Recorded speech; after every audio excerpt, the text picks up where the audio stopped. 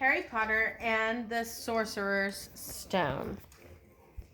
It is written by J.K. Rowling and illustrated by Jim Kay.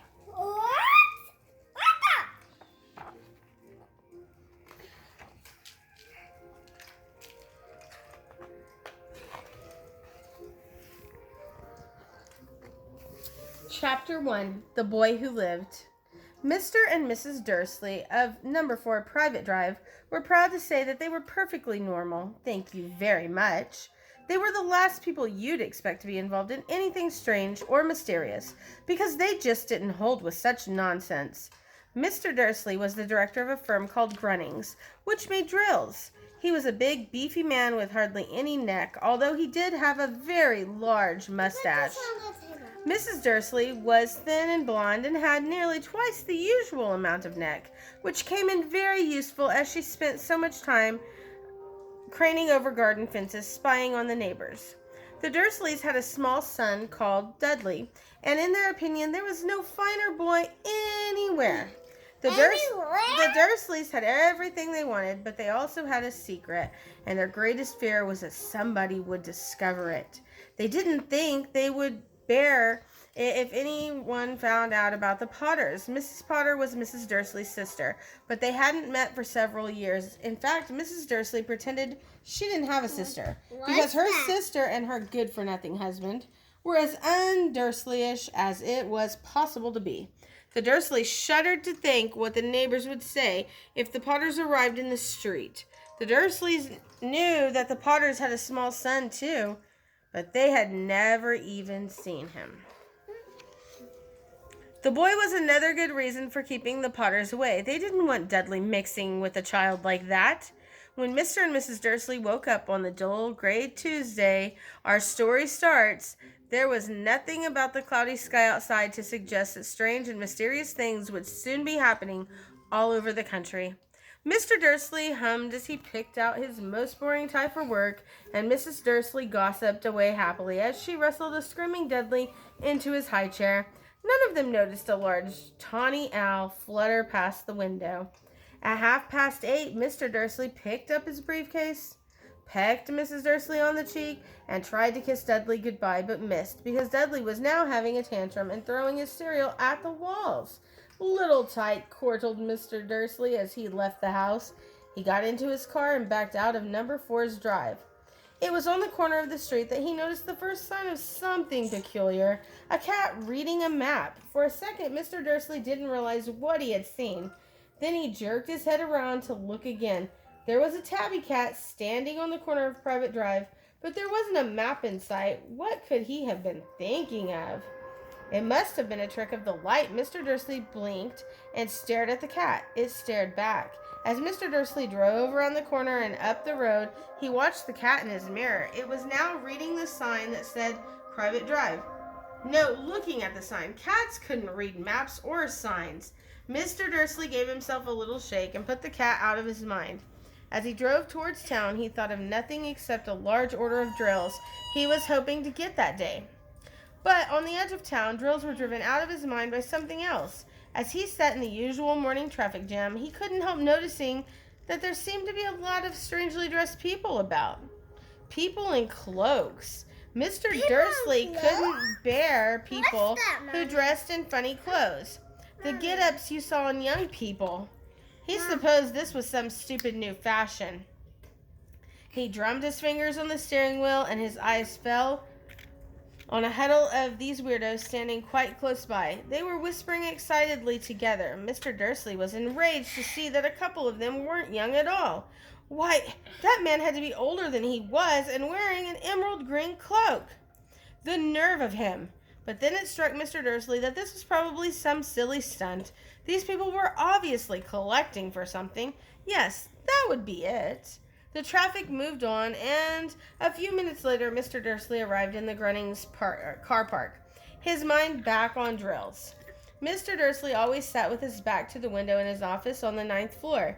If he hadn't, he might have found it harder to concentrate on drills that morning. He didn't see the owls swooping past in broad daylight, though people down in the street did. They pointed and gazed, open-mouthed, as owl after owl sped overhead. Most of them had never seen an owl, even at nighttime.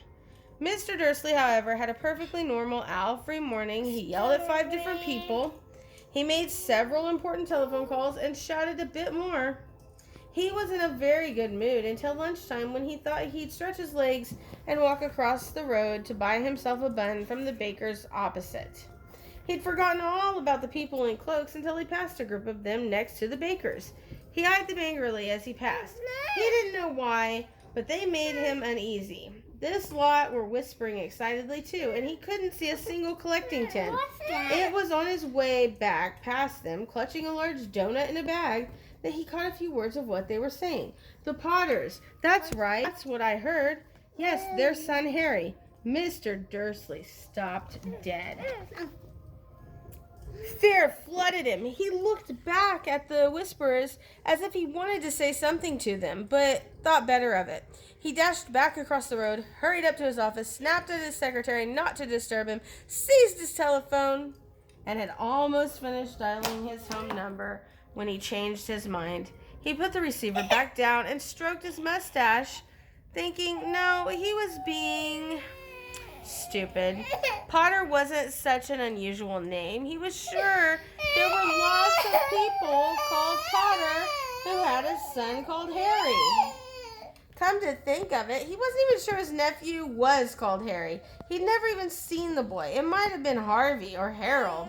There was no point in worrying Mrs. Dursley. She always got so upset at any mention of her sister. He didn't blame her if he'd had a sister like that.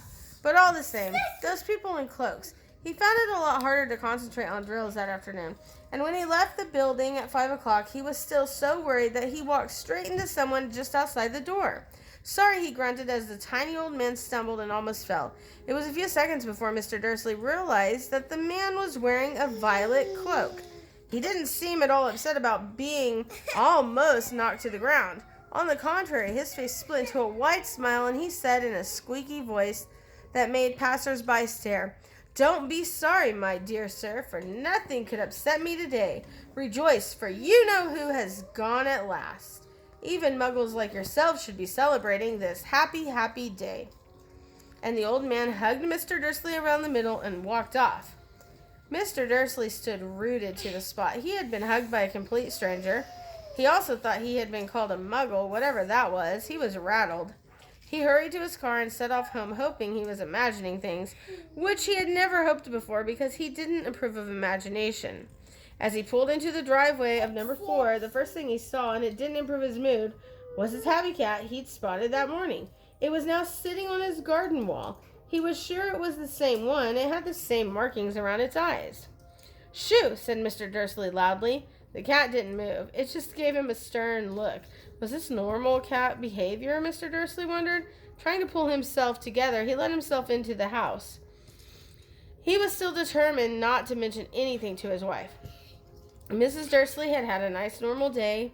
She told him over dinner all about Mrs. Next Door's problems with her daughter and how Dudley had learnt a new word, shan't.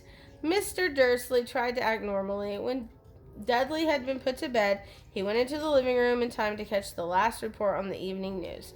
And finally, bird watchers everywhere have reported that the nation's owls have been behaving very unusually today. Although owls normally hunt at night and are hardly ever seen in daylight, there have been hundreds of sightings of these birds flying in every direction since sunrise. Experts are unable to explain why the owls have suddenly changed their sleeping pattern. The newsreader allowed himself a grin. Most mysterious. And now over to Jim McGuffin with the weather. Going to be any more showers of owls tonight, Jim? "Well, Ted," said the weatherman, "I don't know about that, but it's not only the owls that have been acting oddly today. Viewers as far apart as Kent, Yorkshire, and Dundee have been phoning in to tell me that instead of the rain I promised yesterday, they've had a downpour of shooting stars. Perhaps people have been celebrating bonfire night early. It's not until next week, folks, but I can promise a wet night tonight."